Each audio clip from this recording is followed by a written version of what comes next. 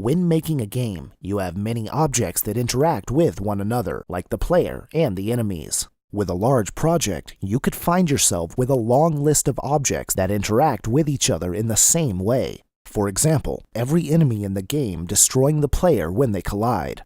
In Construct 3, we can group objects into families, which lets us use events and actions that affect the entire family. This way, we can take what would normally require a separate event for each enemy collision and combine it into one event that affects all objects in that family. There's a link to the source code and assets in the description if you'd like to follow along. In this case, the player is the bird, while the staffs are the enemies. I duplicated the player so we can see what each of the enemies does when colliding with the player. When I preview the layout, the staffs collide with the birds and destroy them. Simple enough, but let's check out the event sheet and see what's going on here. First, I'm setting the angle of motion for each of the staffs on the start of the layout. This causes the bullet behavior to set them moving towards the players. Then we've got 3 more events being triggered when the player collides with each of the different enemies: Enemy 1, Enemy 2, or Enemy 3. Each of the events triggers the same actions: destroy the player and destroy the enemy that they collided with. In the onStart of Layout event, we have 3 identical actions, and here we have 3 identical events. This would be a perfect case to use a family to simplify this event sheet. To do that, we need to create a new family and add each of the enemy objects to it. In the Project panel, right-click the Families folder and click Add Family. To add an object to a family, just select it and then click the Add arrow. I'll add each of the enemies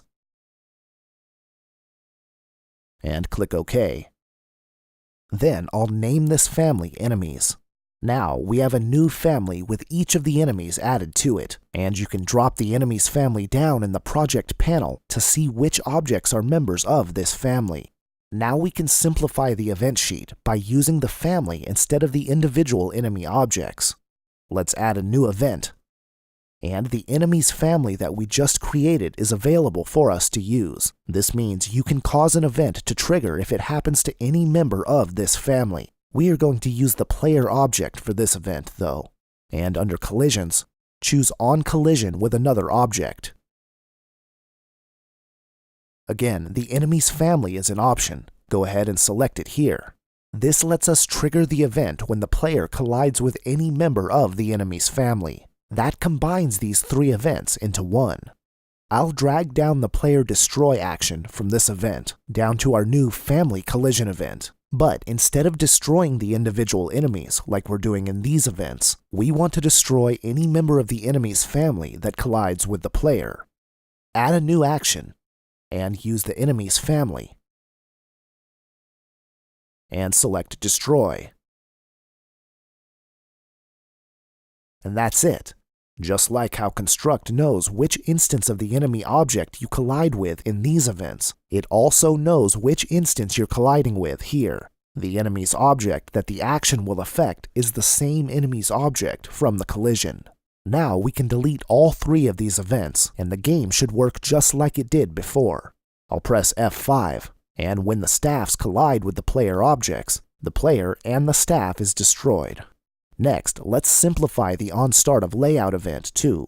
Each of the enemies has the bullet behavior applied to them, and that's what I'm using to set the angle of motion here.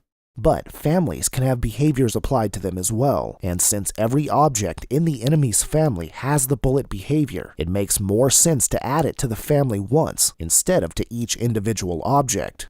So let's remove the bullet behavior from each of the enemies. Enemy 1,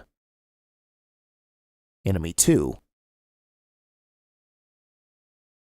and Enemy 3. If I press F5 now, each of the enemies is stationary.